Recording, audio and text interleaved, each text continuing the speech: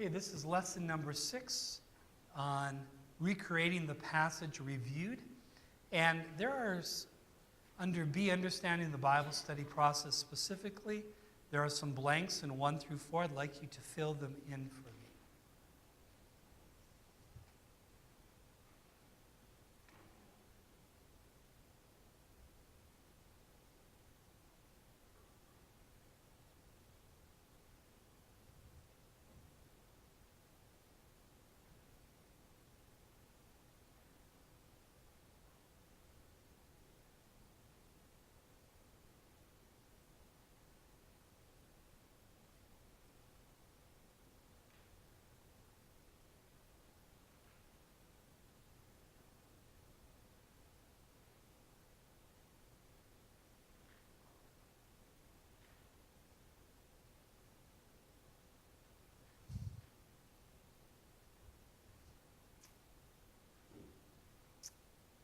Okay.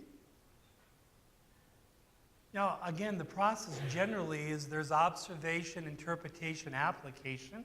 But now as we're starting to work on the specifics, number 1, you need to be what? Abiding in Christ, or you need to abide in Christ. And pray for divine guidance. Number 2, what is it? Read the passage repeatedly and thoughtfully, several translations. Number 3, examine the general and specific context. Number 4, you then recreate the passage accurately.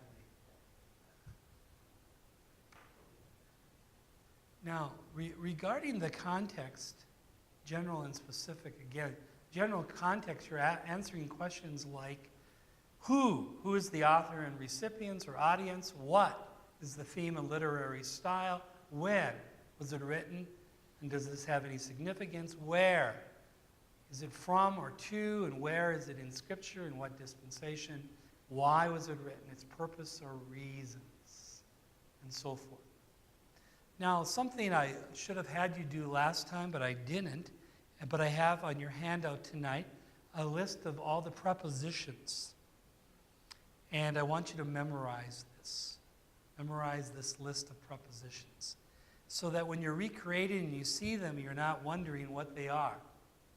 Is that a preposition or not? So here they are. I take you a little bit of work to do this, but it'll be of value for you to accomplish that. So let's go over John 15, your recreation assignment, and see how you did. Okay? So let's see how you did. Do you have your recreation assignments with you or not?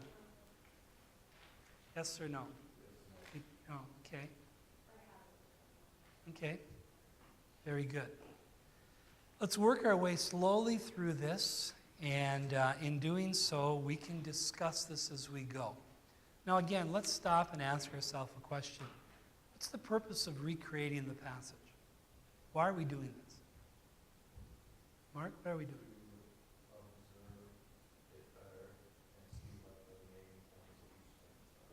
it? In contrast to subordinate points, right? So it allows us to break up the text in such a way to more easily and better observe what are the main subject, verbs, objects, main thoughts versus what is subordinate, and then what is even coordinate at times to either the main thought or the subordinate points. Again, do not underestimate the importance of recreation. It is huge. It's huge. Now, as you work your way through John 15, John 15 is going to be our passage for this entire exegetical process. We're going to keep going back to John 15. But it starts out in verse 1, I am the true vine and my Father is the vine dresser. Again, that's pretty easy. Pretty simple, isn't it? And remember, I am the true vine, my Father is the vine dresser, So you have state of being verbs there, and oftentimes, again, those are like equal signs.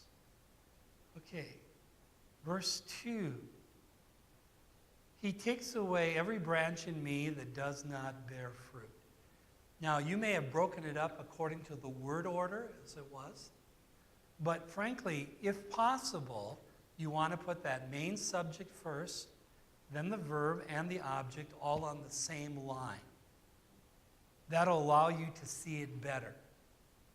So that's why I believe I have it here, as such in your handout on the back side there.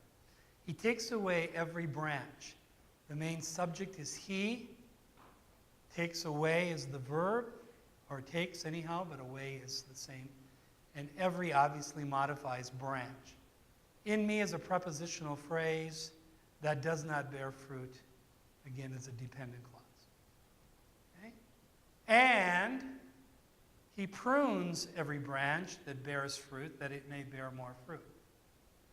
Now, in breaking it down this way, can you see the main thoughts already? He takes away every branch and he prunes every branch. By the way, who's the he? The father, the vine dresser, the husband, right? We're looking at the activity of the father. But the objective, again, has everything to do with bearing fruit. It's all about fruit. It's not about salvation, as we saw last time. It's about fruit bearing for believers. Now, this again, verse 2, reinforces the fact, is it possible to be in him and not have fruit? Yeah, just like we saw in the parable. Every branch in me that does not bear fruit, he takes away. So there are believers who do not bear fruit. Okay? And he prunes every branch that bears fruit, that it may bear more fruit. Okay, now we have verse 3. You are already clean because of the word which I have spoken to you. Okay, so looking on your handout, what is the main subject here? You. Okay, what's the main verb? Are. Clean. Already modifies clean, right? And notice because introduces what? A subordinate clause, right? So you are already clean because of the word, and then breaking it farther, which I've spoken to you. Now keep in mind that if I were recreating this my way, after you've learned how to do this, there are certain phrases I wouldn't break down as far as I'm breaking them down tonight. And I'll show you an example coming up in verse 4. Abide in me and I in you. Now I've told you before, you need to subsume, supply, or provide an ellipsis oftentimes when you recreate in order to follow the flow of thought. First of all, the subject is you understood, and so you put it right in there. You abide.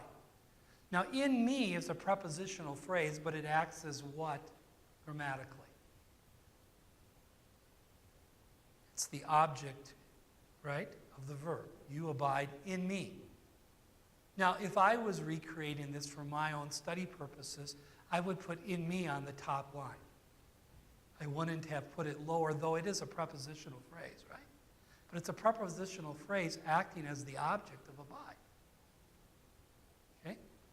So I would put you abide in me, and I would probably put that all on the top line for my purposes, because usually when I do prepositional phrases, I want them to be significant phrases.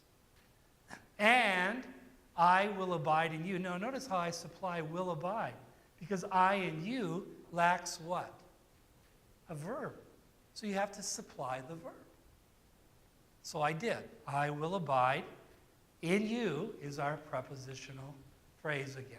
Pastor, when you're adding will abide to provide a verb, why did you choose will abide instead of just abide? Because this is a command Mm-hmm. here. So you abide in me and I abide in you. it seems to be predicated, this seems to be predicated on this. Oh, And that may be a little yeah, interpretative, but I think it is. okay. There's a cause and effect relationship. Mm-hmm, Because if I take it away, let's just say I take out a will, mm-hmm, okay? You abide in me and I abide in you. mm-hmm. It looks as though you have to abide, this is a command, in me and, With the will, it's conditional, and without the will, it would not be conditional. correct. Yep, exactly. And if it was unconditional, why are you commanding to abide then? So this is not a declarative sentence, it's an imperative sentence. So that's why I supplied will abide. Good question, though. Okay? Will abide in you. Okay? Now, as the branch cannot bear fruit, obviously, it's subordinate, because it starts with as, right? Of itself, breaks it down further, unless, is again coordinate, as the branch cannot bear fruit of itself, as the branch cannot bear fruit, unless it abides. In the vine is a prepositional phrase again, being the object of the word abide. You can neither, and I supplied bear fruit. Why did I supply bear fruit? You can neither, what does it beg the question? You can neither what? Well, right here is bear fruit. You see that right there? So that's why you bring it over. Hey, Travis, you want to grab a mic? The period comes after, it says abide in me and I in you, and you have brought a subordinating clause from a separate sentence into verse 4, which as the branch cannot bear fruit of itself unless it abides in the vine should be in the next sentence. Yeah. Can you just pull it out of a sentence and put it where you want? Well, right here is your period, right? Nope, it says abide in me and I in you. For me, as is the first part of a sentence. It's a new sentence to me. Let me take a look. I still have, neither can you bear fruit as the main part of the verb for that sentence. But I just have, yeah, but it's still Yeah. wrong sentence. Yeah, I have a period after in you. Yeah. So as starts a new sentence. So the as should be below that you can neither or. Oh, yeah, you could put it down here. Is that what you're saying? Well, it should be. Yeah, you can do that. But again, you have to make a choice because sometimes in light of the word order, you may want to just keep the main thought as it unravels in the sentence. See, there's kind of a lot of, there's a lot there preceding it, isn't it? So you could take this and you could put it right up here. Is that what you're saying? Yeah, you could do that. Yeah, you can do that. Yeah? Or you can just go with the word order because there's a lot of pieces to this, right? And just put it there like I did. Now remember, when it comes to word order, it's not that you totally disregard word order, but you also are free to rearrange it as long as you maintain the correct thought. Okay? And if you want to highlight that immediately, you can do that. In this case, I chose to do it as it kind of came on to it. I think that reads easier. It's just I know, like I know this, but again. Yes. Yeah, because here it seems like you're putting this as the branch clause into a different sentence than it's actually in, is the confusing part. Yeah. Mhm. It does actually read better that way. Yeah, I think so too. And that's why sometimes I will leave it in its place if I feel like it's really awkward in putting it earlier. Because sometimes you put it earlier and you've got all these pieces after and it's like, that just doesn't connect as well. Yeah, 1 John is ugly. Okay.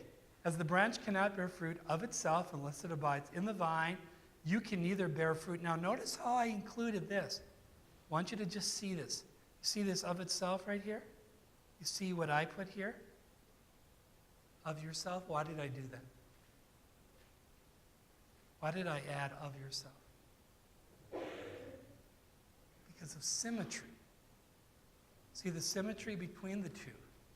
Of itself, of yourself, unless it abides, unless you abide, in the vine, in me. And so, if you can maintain symmetry, you want to do that. And frankly, that's again how we speak. We just subsume it. We just supply it. Even though we don't always state it, everyone gets it. But I like to write it out so I can actually see, now look at those parallel thoughts. Because you see, it wouldn't be a full symmetrical arrangement if I didn't do that. So I chose to do it. If you chose not to do it, that's fine. I just wanted you to see how I did it, okay? And I don't know that I did it in the past. Every time I keep working on it, you tweak some things. So, verse 5. Okay, I am the vine, and notice supplied. You are the branches. Because I am the vine, you are the branches. It looks like we need an and there, right? Just like in verse 1. I am the true vine, and you are the branches. Period. Now notice how I did bring it all up here. He bears much fruit. It's the main subject, verb, and object. Who abides in me. Now again, if I was breaking this down for my own study purposes, the in me phrases probably would be attached right here. Right by abides, instead of breaking it up so far. And, now this one's a little more tricky. I bear much fruit. I added. And why did I do that? See the parallel thought? He bears much fruit. I bear much fruit. Who abides? Why do I put who abides? See the symmetry? Who abides right here? In me is now in him. For, and again, for should actually be indented. You know, it is a subordinate phrase with the word for when it's found like that. But and in fact, I don't know why I didn't catch that. Did I catch it on my handout? Verse 5. Yeah, I did. Yeah. For. Yeah, I think it's way off. I'm not seeing this at all. How? Okay. We Well- don't understand what's going on because I is Jesus Christ. How do you have Jesus Christ bearing fruit? Okay, good question. Yeah. And in him is the same he who bears much fruit. Yeah, let me just see. Let me just go back and look here. It was a rough afternoon. Let's see. Not a lot of sleep. It bears much fruit who abides in me, and I. Because, yeah, I inserted abide, so Yeah. I abide in him. Yep, okay. Let's just cross that out. Yep. Who abide. I who abide in him, okay? For without me you can do nothing. Yeah. I think you're right. I don't know why I gave it to Kurt, he didn't see it either. So. Okay, that's why we go over it in class, thank you. Verse 6.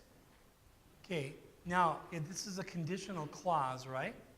So we have, if anyone does not abide in me. So we have if is a conditional clause. If anyone does not abide in me, he is cast out as a branch, and he is withered as a branch, and they gather them. By the way, what's them?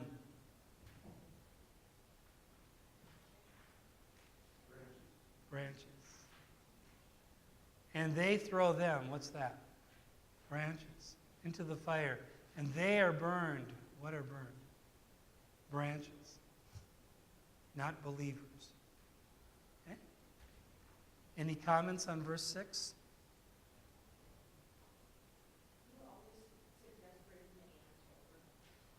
I always take my hands and put them in places where I can see them. You can left justify, but the tendency when you left justify everything is pretty soon it looks like all just one flow. Like I left justify, but I left the and greater than, and greater than, together than. Mm-hmm. I left that together, just with and starting it. Mm-hmm. I always put usually connectives separate, because they are important things to observe. Okay? Still don't know how I did that in verse 5. Verse 7. Now, if you notice closely, and I'm going to just point out something, verse 6 and verse 7 are contrasting verses. And notice how they both start out with conditional clause. If anyone does not abide in me, verse 7, if you abide in me. And now there's some additional thoughts. And if my words abide in you, you will ask what you desire, and it shall be done for you. Now, what you desire, again, acts as the object right here, doesn't it? And so one may be prone to put it right up there with you will ask what you desire and stick it on that same line, or you may put it as subordinate. But it obviously is the object of the asking. The object of the asking is what you desire, per se.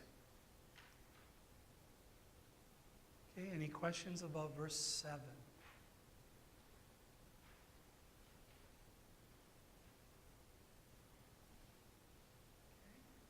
Verse 8.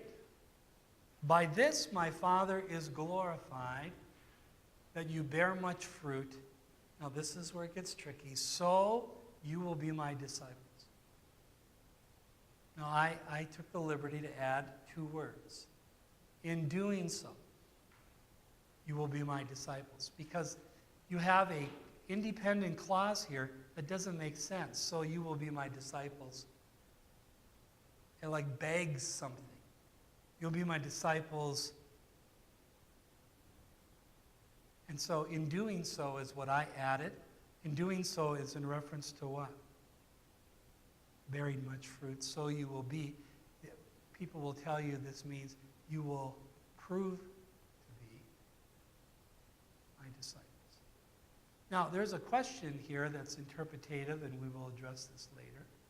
But is by this in reference to this, or is it in reference to what preceded it? Okay. That's an interpretative question we will address at a later time. There are several interpretative questions here. There's at least 3 major ones. Number 1, what does take away mean in verse 2? The second is in verse 6. What does it mean? They're cast into the fire and burned. Number 3 is by this in reference to what precedes it or what follows this. Those are all interpretative questions. Okay? Now, if you interpret it by this, if you took my Father's glorified by this and put it down here, then you would probably indent a second further that you bear much fruit, right? So some of that's going to come into play. And keep in mind that there will be times when you tweak your recreation after you've done more observation, because you will see this better fits here. And keep in mind, one of the difficulties you also have in all of this is we're working with English, not Greek. When you get into the Greek, you're going to see this is a little more complicated than you would think. Okay, verse 9. Let's see how you did.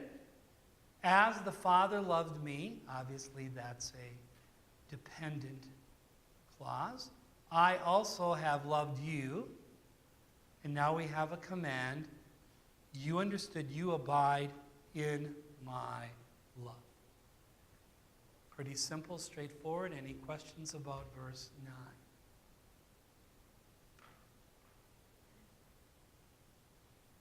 Verse 10. If you keep my commandments, conditional clause, every time you see the word if, you know it's not going to be the main thought. You will abide in my love, prepositional phrase, just as I have kept my Father's commandments and I abide in his love. Okay? You will abide in my love, just as I've kept my Father's commandments and I abide in his love.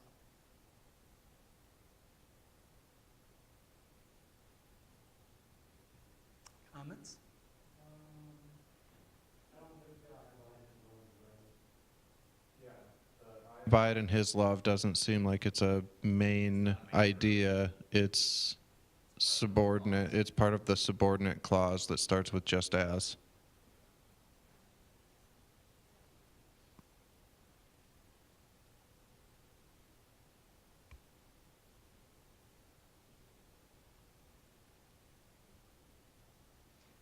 So you are trying to say that this here should be here? That along with the I and provide. Yeah, all of this is trying to say that?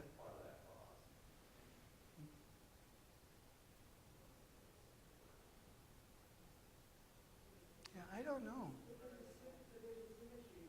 Yeah, there's a tremendous symmetry. No, I understand that, Travis, just because it's not symmetrical. Yeah, I get that. But I'm not sure that that I abide is connected there. It may be, though. You will abide in my love, and I will abide in his love, just as I kept my Father's commandments. And I abide in his love. Yeah, I Preposition, and the whole rest of the sentence is part of that prepositional phrase. yeah, that's what it looks like. Okay. Okay, we'll take a look at it more, okay?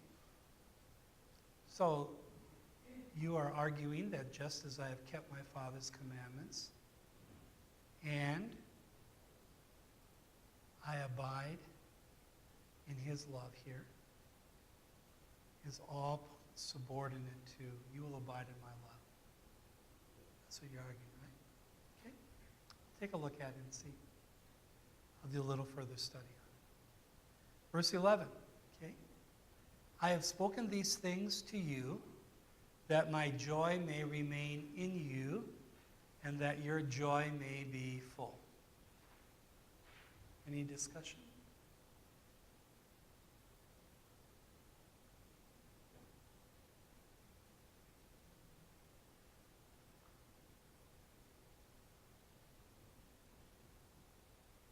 Okay? We good?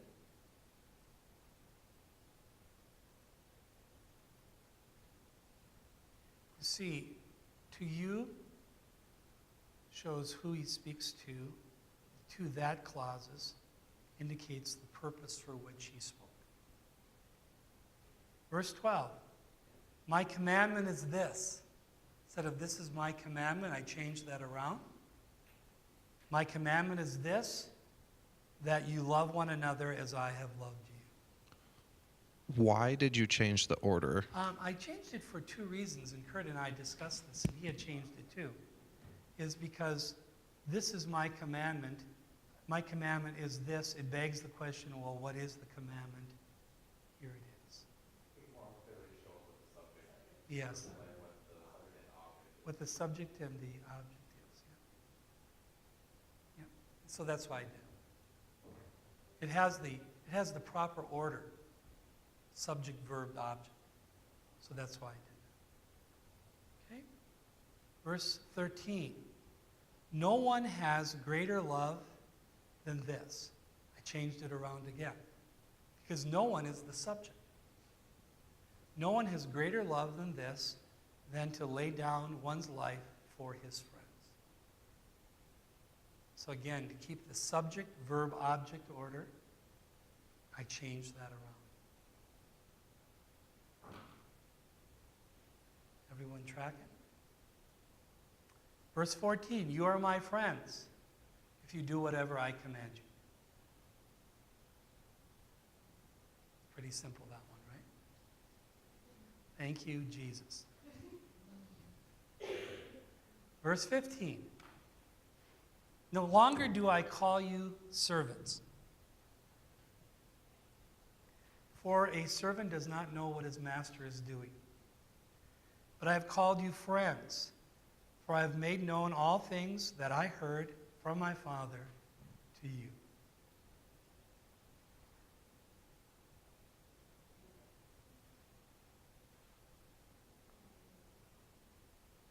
Comments?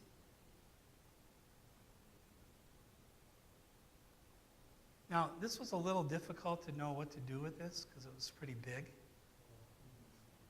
And you didn't know if you should break it down here or not. I kept it together. One may choose to break it further. It seemed to make sense. Kurt agreed. Yeah. Amen. Kurt and Jesus agreed. Okay. Verse 16. You did not choose me, but I chose you, and I appointed you. You should go, and that you should bear fruit, and that your fruit should remain, that whatever you ask the Father in my name, that he may give you. Now, this is clearly 3 coordinate that clauses in the English. The question is the 4th one, should that be indented one more or not? Okay? So you got that you should go, and then it's supplied that you should bear fruit, that your fruit should remain. And then you've got a 4th one. And this is an interpretative issue. Should that next that be double indented, followed by in my name, double indented, that he may give you? So that's a question, interpretative question. Now in the Greek text, there's only 2 that's in the sentence. The first one is a hina clause, and the 4th one is a hina clause that introduces, usually, purpose. But it's an interpretative issue whether these 2 are explaining these 3 things, or are they explaining why I appointed you? You see the issue? The issue is, did I appoint you that whatever you ask the Father in my name he may give you? Or is this saying, I appointed you to go and bear fruit and that your fruit should remain, and then indented twice here, that whatever you ask the Father in my name he may give you? Maybe you can read it. You can agree that in English reading, at least this translation, it seems to make this way, it seems to make a lot more sense. Yes, I agree. In the English, it looks like it's this. Yep. Okay, verse 17.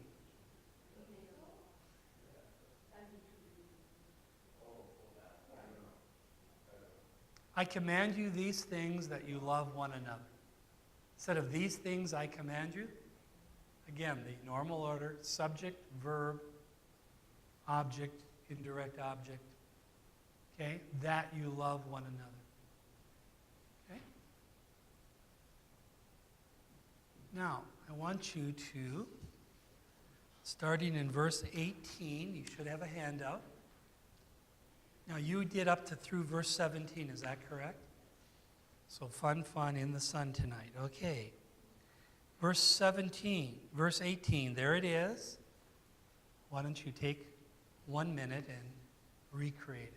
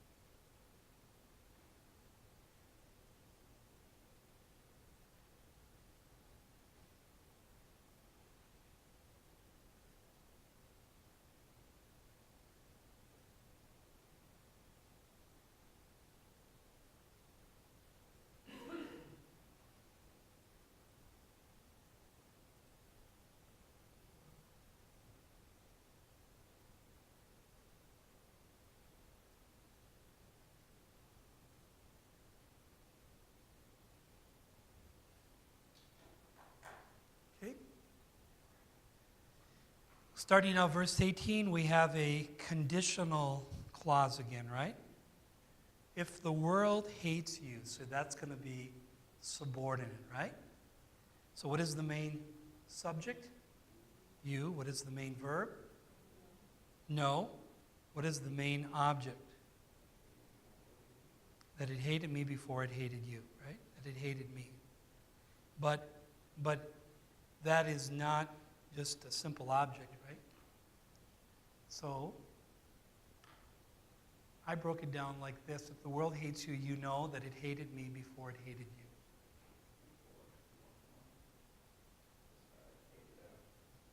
Yeah, I'm sorry. This goes in twice.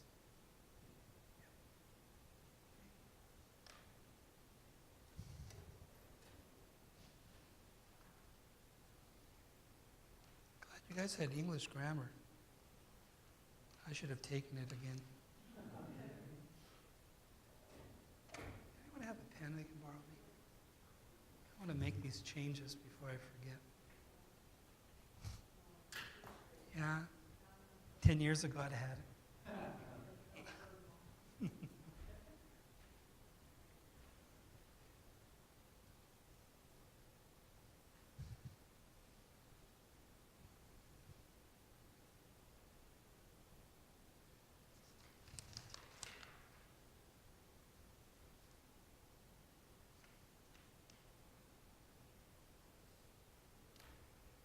Okay.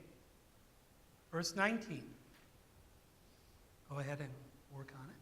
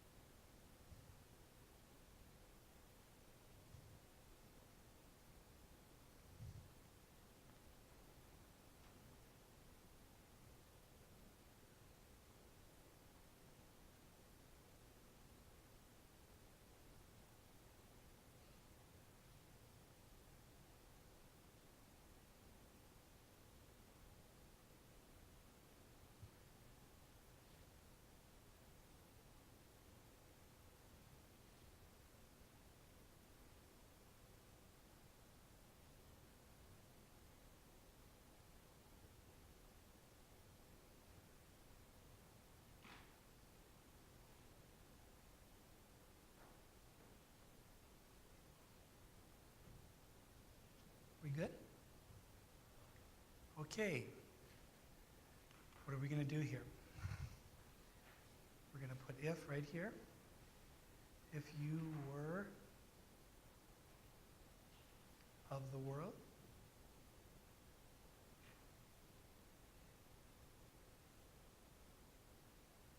the world would love its own, right?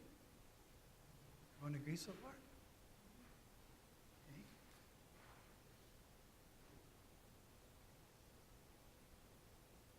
Yet. So yet again is a connective, but it's a connective. You want to call attention to that. Yet, because.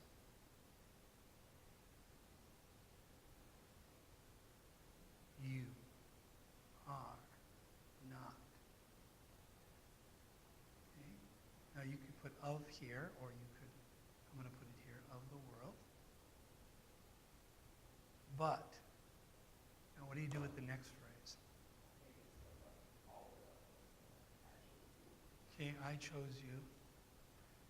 I think it's better understood this way, Travis. But because I chose you. And notice the symmetry again.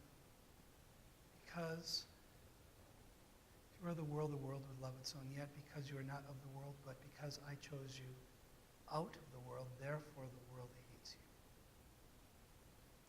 I think the because carries down right here.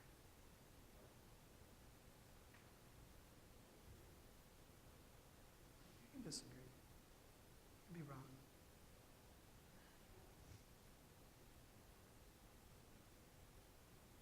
Because I think, again, we're talking about two causes here.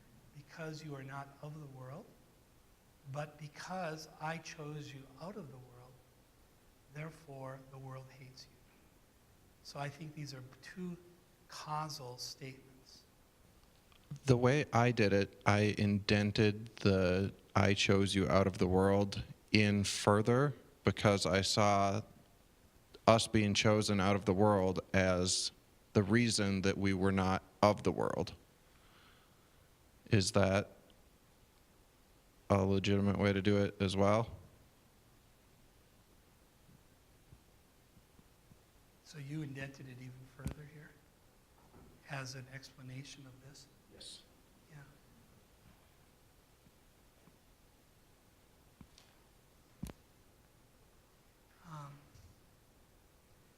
I don't think so, Mark. And I'll tell you why. Because this word right here is a contrast. Yours would make it kind of an and statement. So I think because it's a contrast, I'm prone to do it this way. Okay. And I would also say this, when you have a contrast like this, Travis, Yeah. usually what you're contrasting are equal statements. Yeah. You're contrasting equal statements there. It's just a very odd English reading as far as like the sentences, the way they broken up into PJs and stuff. Yeah, but It just is very like, if I were to think of a sentence, I think of a sentence that is really odd, that doesn't like indent from the sentence above and while it connects the sentence above or below. It shouldn't be like indent. It's weird to think that way. yeah, but remember this, that yeah, sometimes that's just the way it is when, especially when you have these occasional causal sentences that you're going to see. And almost always when you have the word because in it, it's always indented, almost always. In fact, that's where Revelation 3:10, when the interpreters, in fact, let's just go there for a minute. I'm going to show you this. Have I explained Revelation 3:10 to you before? Okay.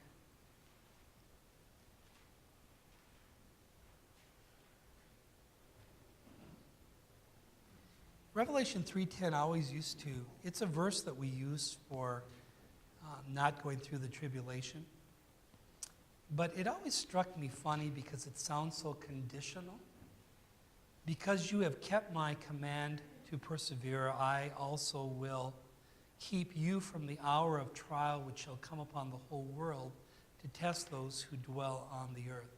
Notice, Christ promises to keep you from the hour, not through the hour, but from the very hour of the trial which shall come upon the whole world, which is the tribulation to come. But it always struck me funny, because you've kept my word, I'll do this. And I always knew that was, the rapture is unconditional. It's not because of I've done anything that I get raptured out of it. So, if you look at verse 9, it says, "Indeed, I will make those of the synagogue of Satan, who say they are Jews and are not, but lie. Indeed, I will make them come and worship before your feet, and to know that I have loved you." And now they put a period there, but I don't think they should have. "Because I have loved you, because you have kept my command to persevere," period. Next sentence, "I also will keep you from the hour of trial." Now, why is that best understood that way? Because doesn't begin sentences usually. It's extremely rare to begin a sentence with because. Okay? And so here we have because, but it doesn't start it. We've actually got a prepositional phrase. So that's why I think, again, it's best because of the contrast here, that you're contrasting two statements. It's the way you want to understand it. That makes sense to you guys? I'm not keeping count, but I think I won that one. Okay. Okay, number 20. Let's do number 20.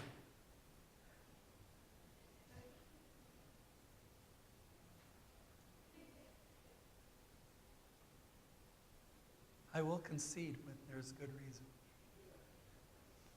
Sounds good because the main verb, big coming out. That second sentence, it comes out of the last phrase, the lowercase u. Yes, That's the weird part. I know. That's why it tripped me up. Yep, I know. It comes out there. Yep. Okay, verse 20. You remember the word. Now remember, when you're dealing with discourse, yeah, right in front of you. Okay, go ahead and break it down. Just remember, when you're dealing with discourse, inside of discourse, it gets a little tricky. That's what you got, Jesus speaking, right? And he's going to actually quote something that he previously told them. So do the best you can here, and I'll show you how I think it should be broken down.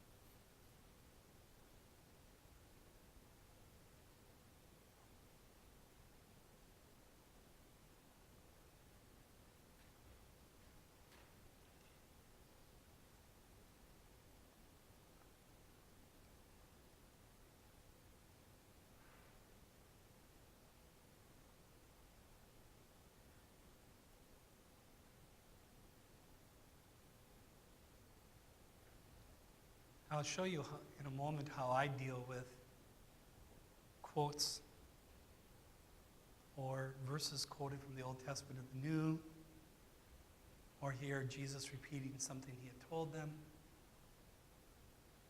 I'll just show you how you deal with it.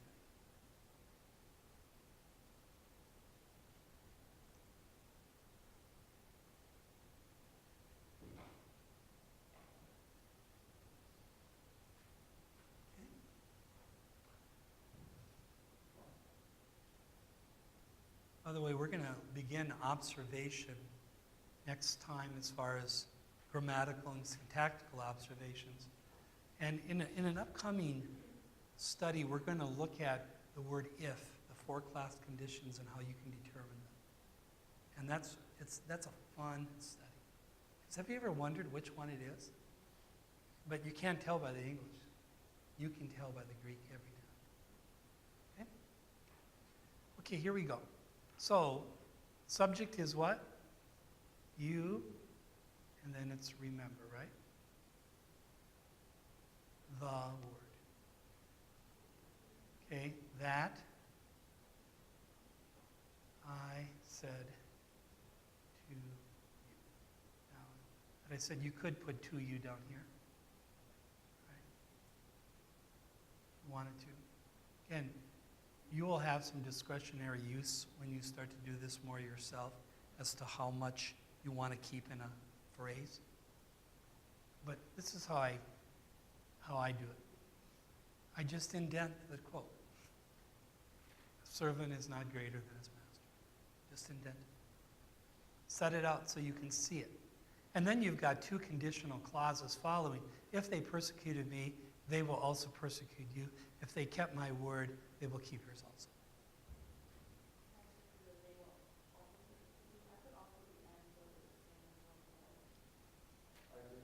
Yeah, you could. Yeah, you could move also over. You mean put it right here. So it's right here. Or you could take this word. You could move it right there. In fact, this one had the also first. Very good. Now, you're learning also by recreating something about symmetry here, aren't you? And the fact is, we speak a lot of things in symmetry. And it's helpful when you keep that in mind. Okay, go ahead and do verse 21. Yes, Katie? Just had a question about, they will keep yours also? Can you, I mean, I know it's not yours word, but can you put your word in there? Yes, you could have. I mean, you have to change. Yeah, you could do it right here. Keep yours. Yeah, yours. Yours is, the idea there is your word also, but they put it yours. It makes it awkward to put word in there. But that is the idea. That's the idea. Okay, verse 21.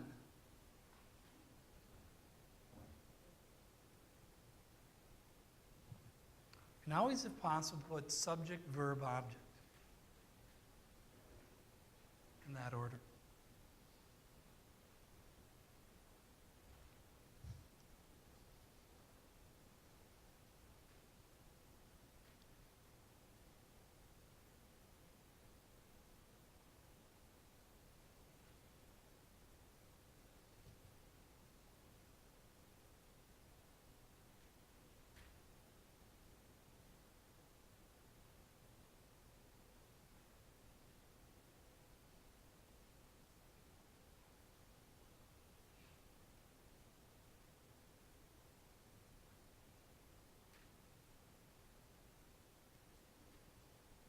Now, again, one of the problems with the NIV is oftentimes, for the sake of readability, they didn't include connectives, which is unfortunate because the Holy Spirit did. So why not follow the Holy Spirit's leading? Okay? Yes? You want to speak into the mic, Travis? When you're going Gotta through, have it close. when you're Okay. when you're going through a passage, would you recommend maintaining the same translation through all these? Yes. Example, ESV, Net, New King Yes. James, etc. Yeah, the question regarding is would I maintain? Yes, absolutely. Yeah, you want to stay with the same translation. Now, you're going to want to use the translation that you are going to teach from. That's what you want to use. But that doesn't mean I don't refer to the other ones. I always do.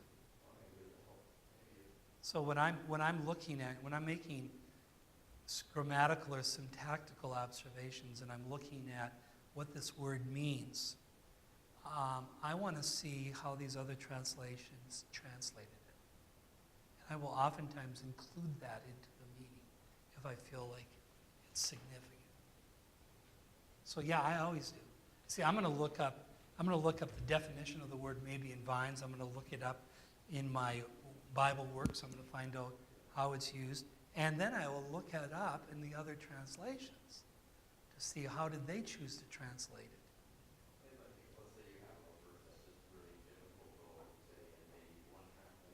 Mm-hmm.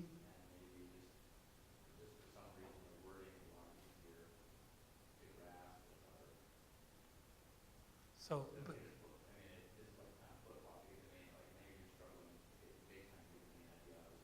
uh-huh. Okay. But still, at the end of the day, if you plan to teach it, you're still going to want to work with this, and then you're going to want to see, like, what did I do yesterday? In Genesis 3:16, I will greatly multiply your sorrow and your conception. Right? Remember, I showed you there's two.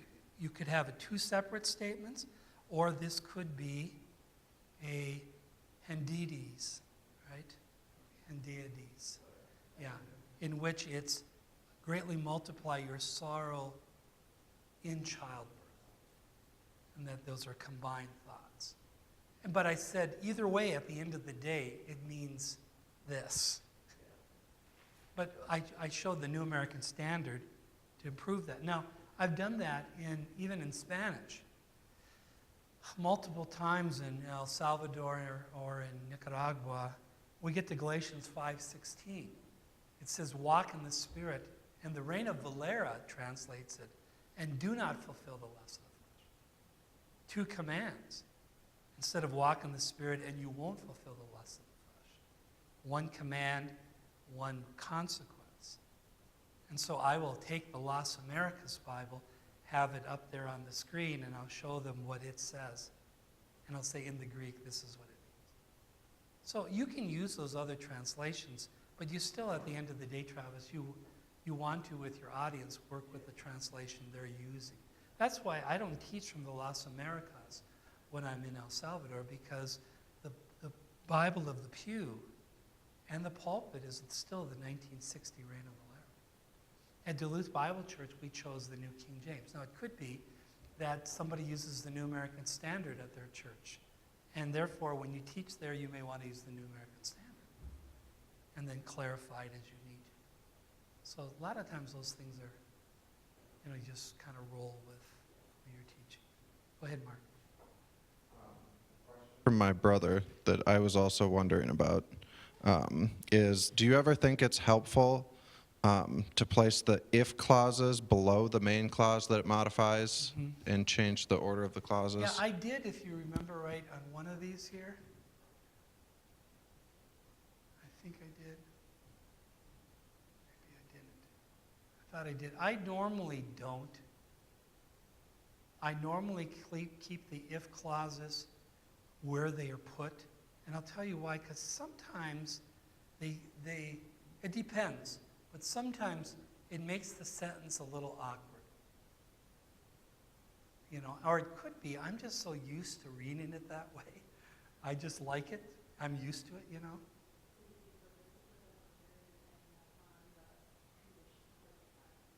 See, like here on this one, you could put, they will also persecute you underneath it. Then if they persecuted me, they will keep yours.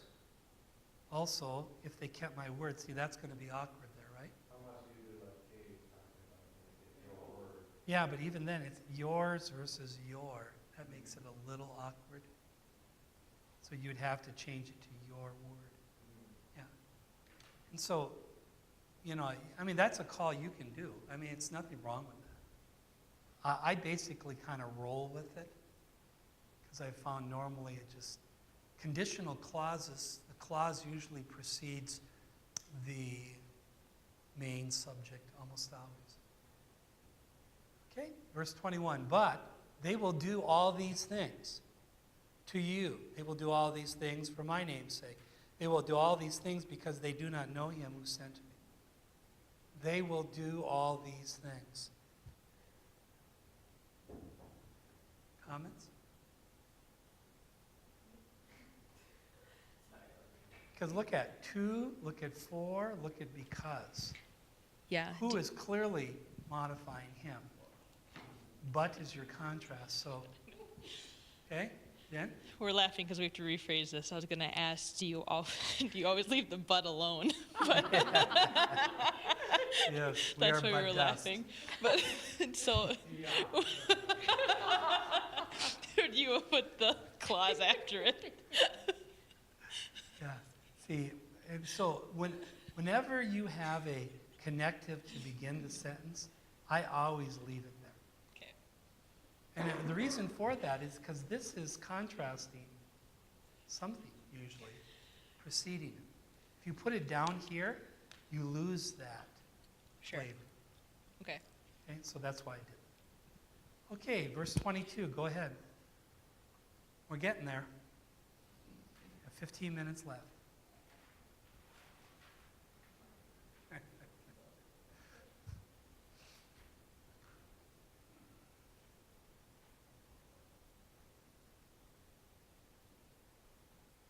If you notice closely, but's a popular word here in this passage. And part of the reason why is he's constantly contrasting.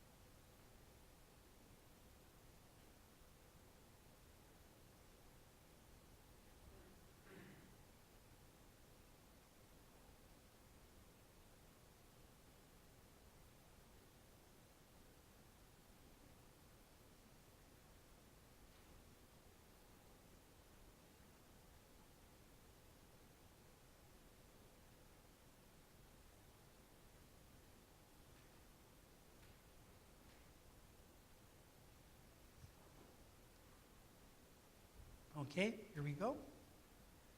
We got again a conditional clause here, don't we? If I had not come and supplied if I had not spoken to them. So again, you have and combined with a conditional clause. There's usually two things involved.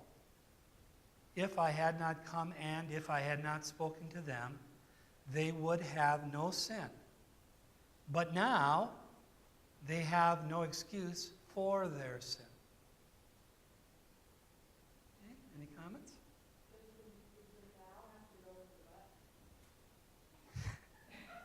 Where would you want to put the now?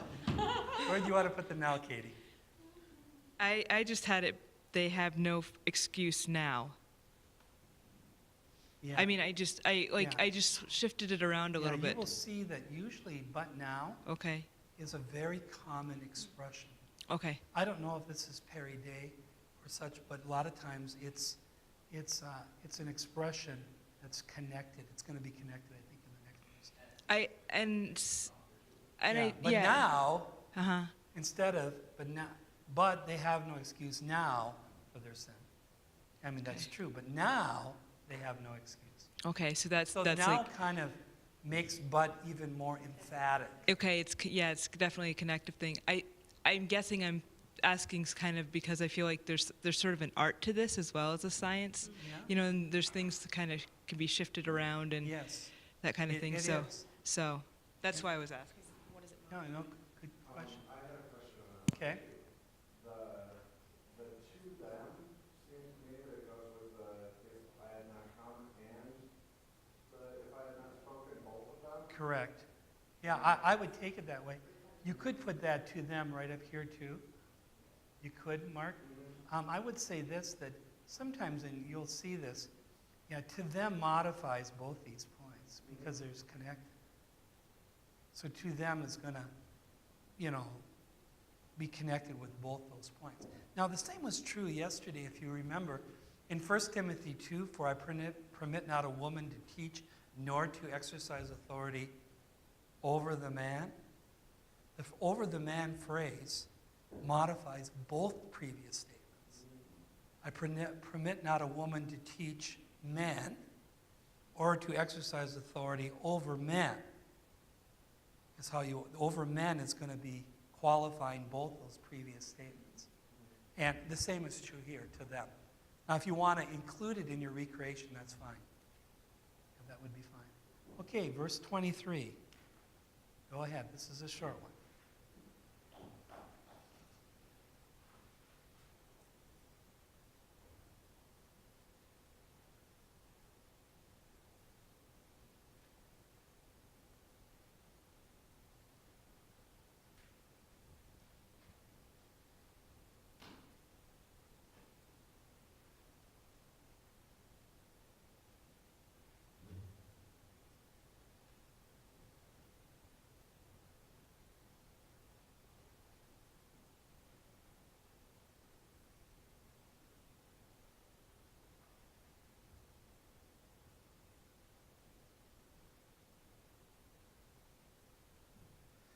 Okay, the key to this is whenever you see the word "who," you got to remember it's modifying something else, right?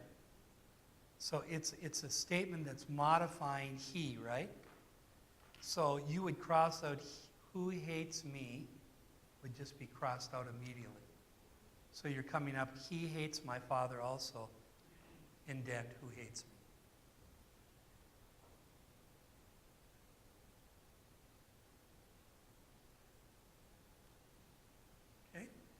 Verse 24.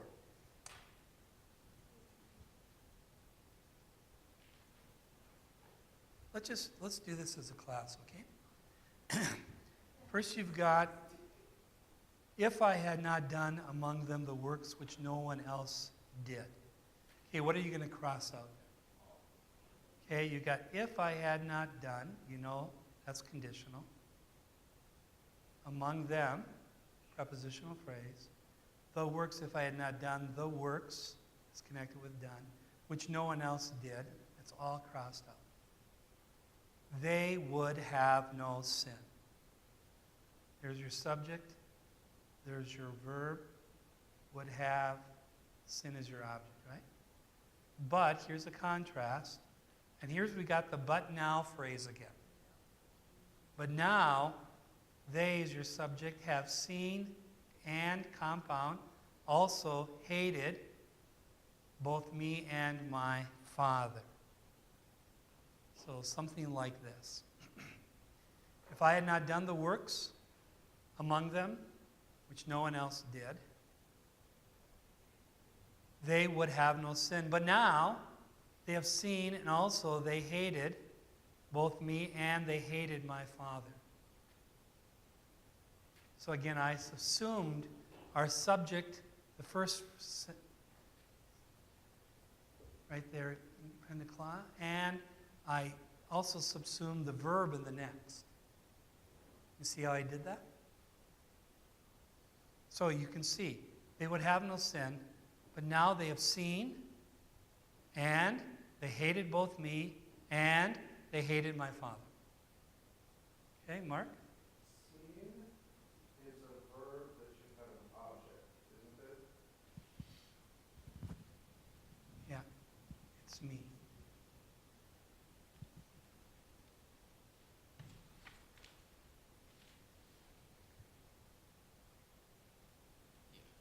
Yeah, have seen me and my Father Yeah. is going to be the whole thing. But sometimes in the translation, they're not going to bring that up until later. Why do you have seen, they have seen once and they hated twice with the two objects? I'm not sure what you mean. Did you want to indent both? Here? No. You just had they hated, you split the me and the my Father, and the seen, you didn't split it with the two objects. Why would you split or not split, and wouldn't you do both of them the same? Yeah, great question. So how would you want it rendered? They have seen. I had it, they hated, actually I put have hated, brought the have down from the Yeah. scene. I had, they have hated both me and my Father as one line. Yeah, so you just took this and you just brought it up here. Yeah. Just that when you have an and usually, Mm-hmm. usually when you have an and, you break it. But then wouldn't you also break the scene? I did.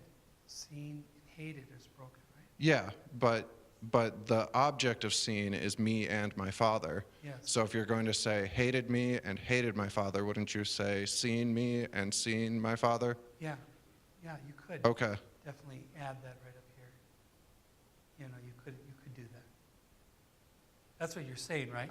You need an object for seen right here. Yeah, I'm which should saying be that this. as well as if you're going to split have the phrase twice with both objects for hated, wouldn't you have the phrase twice with both objects for seen? Yeah, I think so. Okay. Yeah. It's just that the way it's rendered in the English here, you know, it's lacking it. So that's why I kind of rolled with the way they did it. But it's okay to add those. It's not a problem. So I almost always, when I have an and, I'm always going to split it. When I have a but, an and, a yet, I'm always going to split. Okay?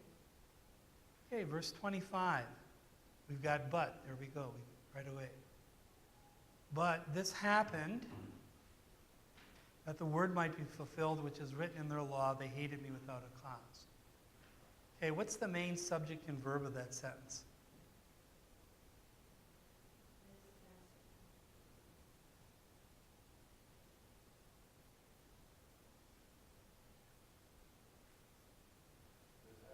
this happened. It's awkward looking, doesn't it? But this happened, that the word might be fulfilled, which was written in their law, and now you have a quote again, right? They hated me without a cause. Okay? A little time left. Verse 26.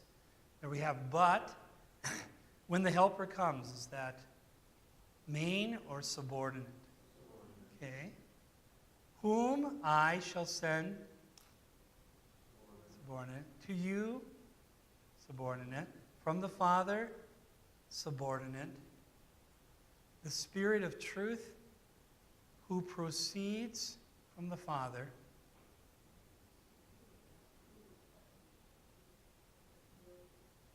he will testify, and of me is, he will testify is your main subject and verb. And of me could be down here.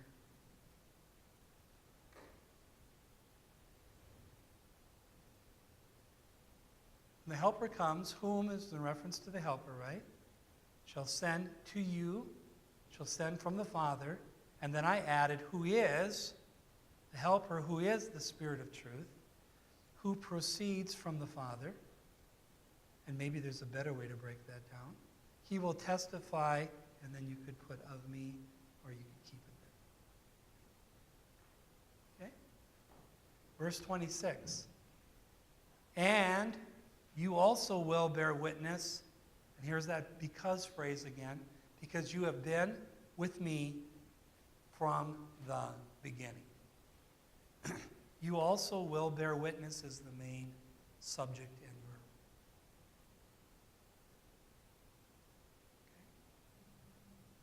Okay. Tell you the reason why you're going to bear witness. Who also you're going to bear witness with. Because you've been with me from the beginning. Okay, so here's your assignment. Okay, recreate John 16. Send via email to Pastor Tom Steele in 2 weeks. Big chunk. Yes. Gus, you're not here. I'll be Gus. No, this is the way you learn. And the fact is, we're moving on next time to observing syntactically and grammatically. So what you're going to do is you're going to send to me and yours, and I'm going to give you a copy of mine, and I'm hardly going to discuss it in class, just a few verses, just to kind of get the feel of it. But again, thanks for your feedback, and I'll definitely take a correction if it isn't. If I don't get it right, I want to get it right. Okay? And the only way you're going to get better at this is by doing it. Recreation is the thing where if you don't use it, you lose it. And even when you do it, at times you'll come back to it the next day and look and say, how did I miss that? It's just that kind of a thing. In fact, Kurt and I were talking about that very thing today. You know, I worked on it, he worked on it. We put it together, we talked about it, each verse through. We even still got a couple of things that weren't quite right. And then what he does, and I will do this too, is sometimes you will go to the Greek and you see, oh, this is in the accusative. This means this must be the object. This is in the nominative. Oh, this probably is the subject. You're going to do those kind of things. And that will help you, and that's why I said, recreating the English is a very good thing, but once you do your grammatical and syntactical observations, at times you may tweak and change. But that's okay. You want to get it right. At the end of the day, you want to observe this thing. So what you're going to do is once you've done your recreation, you're going to come along and you're going to add to that recreation all kinds of data. You're going to keep that recreation so it stands out. What I do personally is I keep it all in bold. And then I will put like you, let's say you, and I will put in parentheses after it, not in bold. This is a second person plural of humos or whatever. So that tells me something, you know, that you is a plural. It's talking to all of them, not singular. So I will take important observations, plug it then into my recreation. So at the end of the day, I see all the bold stuff, plus I've got all the data connected with it, so that I can then take that and put it into outline form, and I'm working my way into getting a message ready because of all the homework I've done on it. And so what you're going to do is you're going to basically tear this thing apart. You're going to look at it in every way you can. You're going to add important information to it, and then you're going to basically pull away from it, and you're going to draw some principles from it. You're going to form an outline from it. You're going to then turn that outline. You're going to have an introduction and close and some illustrations and whatever, and then you're going to get up and you can preach it. And you can preach it with some real confidence if you've done your homework, because you're convinced this is what it means. And if you're not convinced that it means that, then you preach it in a way in which you say, it appears to be saying, or I'm still working on this, or you just kind of tread lightly. Don't teach something that you're not confident about in a confident way. And it's okay to tell your audience, this is a difficult verse. Some people take it to mean this way. Some people take it to mean this way. I'm leaning towards this. Or did you hear what I said yesterday? That some people interpret that I will greatly multiply your sorrow and your conception. That some people think, Arnold Fruchtenbaum took this view, Kurt Witzig took this view, I looked at his notes, that as a result of the fall, the menstrual cycles were longer. And now due to the fall, they're 30 days, so that more babies could be produced by virtue of the fact that every baby is cursed under death. But I'm not convinced of that. So if you remember what I said, some people say this.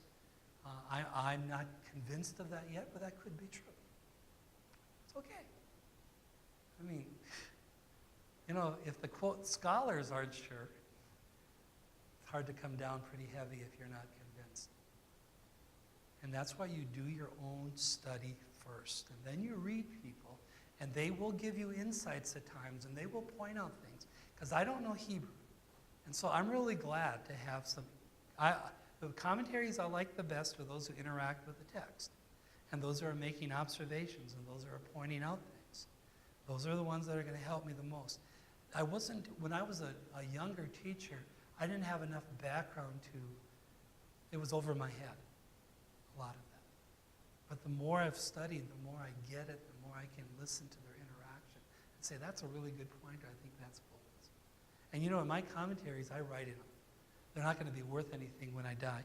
And as a result, I'll put, great point, I'll say, bad, poor, maybe, question mark. So that when I go back to read it later, when I'm worked on my handout, I'm looking back, you know, there's some insights I've forgotten here. I can see, oh, this is a good point. What was that again? So you have to be willing to trash your books if you do it that way. That's the way it is. Okay, questions you have? What was your question, Travis? Okay.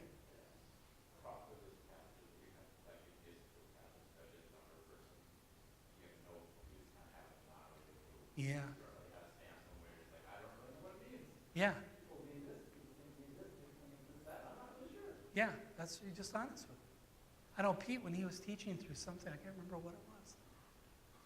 He just said, yeah, I was like in 2 Corinthians or somewhere. He just said, you know, Pastor, some of these statements, I'm just telling the people that my understanding at this point is that it means this. And I may be wrong, but I'm pretty, you know, you don't want to do that every phrase or whatever. But that's okay to do that sometimes.